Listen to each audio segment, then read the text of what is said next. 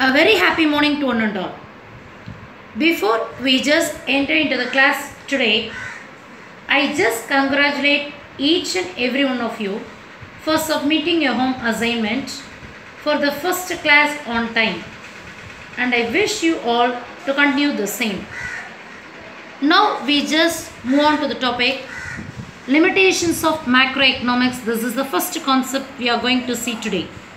The main important limitations of macroeconomics are: first one, danger of excessive generalization of the entire economy, assuming of homogeneous nature of individual units, many non-economic factors not included.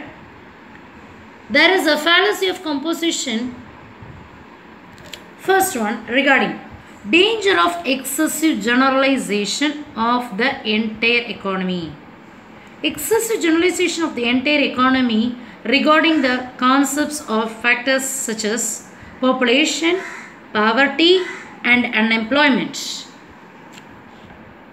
And the main important limitations of macroeconomics is that it doesn't consider, or it doesn't give importance to, not considering or not giving importance to study about individual units. You all know very well, macro means study about entire economy.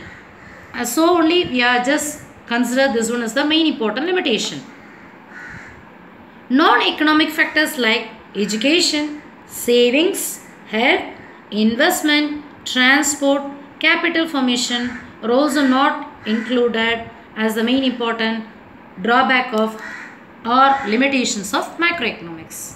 Fallacy of composition. Fallacy of composition means, here it means good for an individual may not be good for the nation, and the good for the nation may not be good for individual.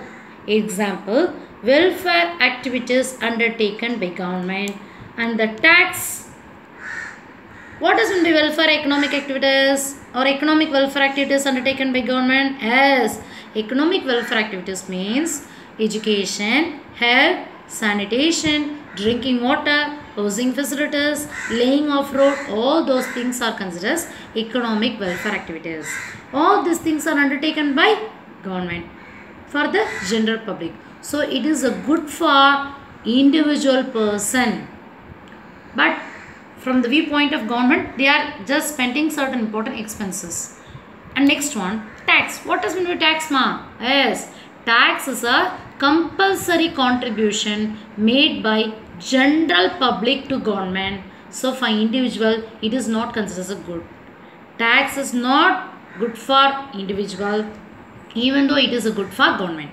Welfare activities, it is a good for individual, but for government it is a expenses. Clear? So these are the main important limitations of macroeconomics. First one, danger of excessive generalization of the entire economy, assuming of homogeneous nature of individual units, many non-economic factors not included. There is a fallacy of composition. This is the main important limitations of macroeconomics, and this is a very important question for your part 3, consists of 3 marks.